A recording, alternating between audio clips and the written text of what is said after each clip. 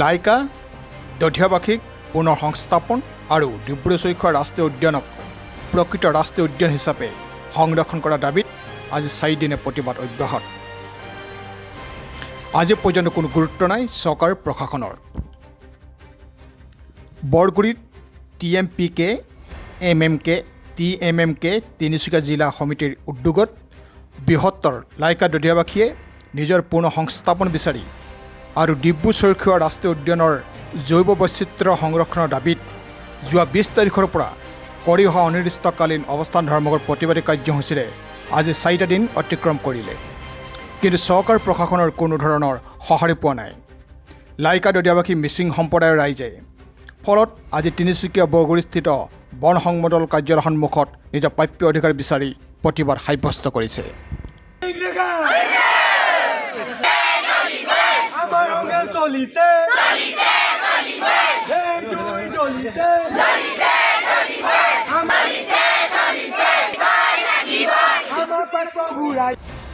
উল্লেখ্য যে বৃহত্তৰ লাইকা দধিয়াবাসীয়ে তালি টোপোলালৈ যোৱা 20 তাৰিখ সোমবাৰে তিনিচুকীয়া জিলা উপায়ুক্ত কাৰ্যালয়ৰ সন্মুখত এক বিশাল গণবিক্ষোভ কাৰ্যসূচী ৰূপায়ণ কৰে যদিও কোনো ধৰণৰ ইতিবাচক সঁহাৰি লাভ কৰিবলৈ সক্ষম নহ'ল আৰু ইয়াৰ পিছতে ক্ষোভিত হৈ যোৱা 21 তাৰিখ মঙলবাৰৰ পৰা বৰগুৰিত অনিৰ্দিষ্টকাললৈ অৱস্থান ধৰ্মঘট প্ৰতিবাদী কাৰ্যসূচী গ্ৰহণ কৰি আহিছে।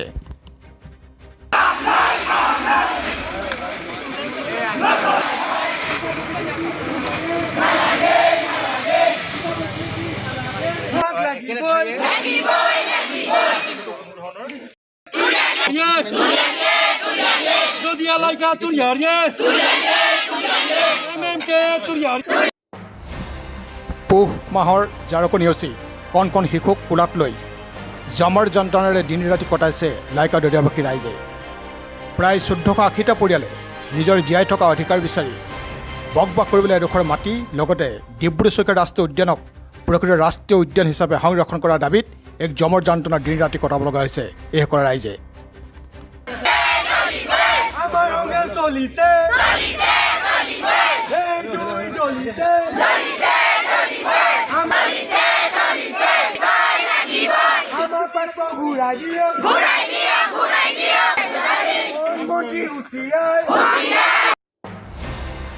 অসমৰ খিলঞ্জীয়া যদি এই অৱস্থা হয় তেন্তে পৰৱৰ্তী সময়ত লক্ষ্য হ'ব জাতি মাটি ভেটিৰ কথা কোৱা বিজেপি নেতৃত্বাধীন চৰকাৰখনে কেনেকৈ জাতি মাটি ভেটি সুৰক্ষা কৰিব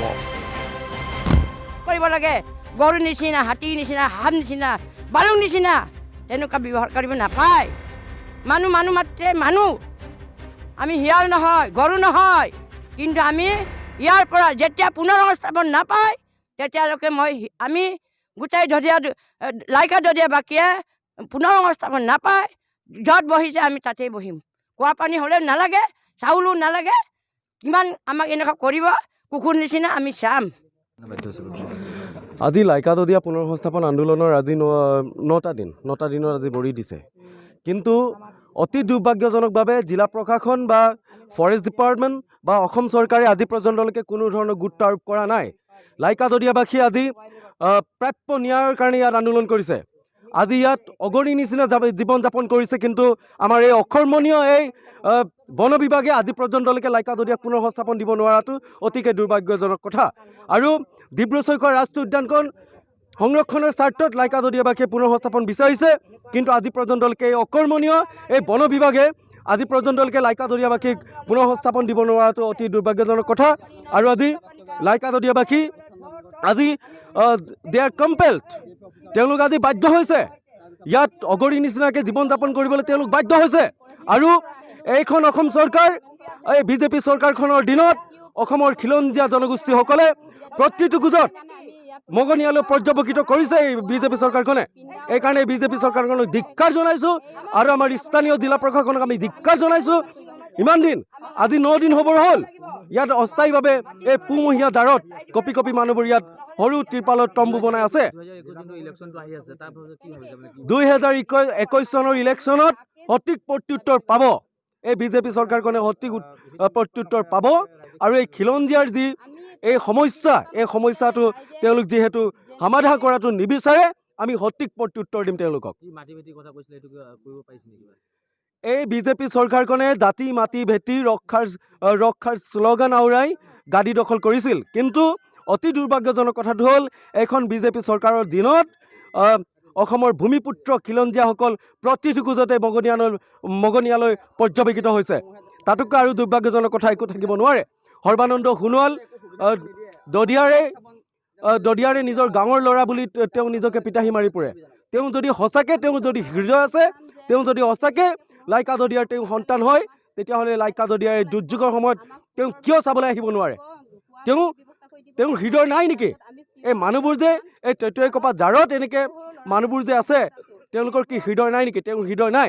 যদি তেওঁ সঁচা প্ৰকৃতাৰ্থত লাইকা দদিয়া মানুহক যদি প্ৰকৃতাৰ্থত ভাল পায়, তেওঁ পৰিদৰ্শন কৰক আৰু আমাৰ এই অস্থায়ী শিবিৰলৈ আহক। তেওঁ অস্থায়ী শিবিৰলৈ আহি তেওঁ পুনৰ সংস্থাপনৰ যিটো সমস্যা, এই সমস্যা স্থায়ী সমাধান কৰক।